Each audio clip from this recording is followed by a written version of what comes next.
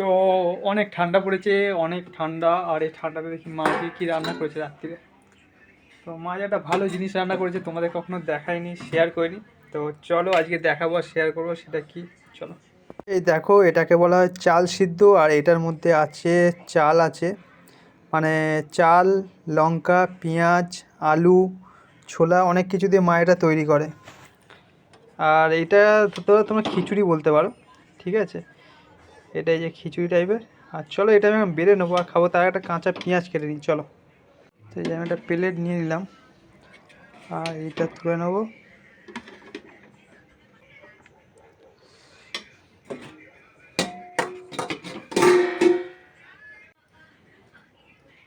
তো আমি কাঁচা পেঁয়াজ কাটবো ভেবেছিলাম, তারপরে কাঁচা পেঁয়াজ আর কাটলাম না, কারণ রাত্রিবেলায় কাঁচা পেঁয়াজটা মনে হলো আমার যে খাওয়াটা হয়তো ঠিক হবে না। লাস্টে আমি কাঁচা পেঁয়াজটা নিয়ে নিই আর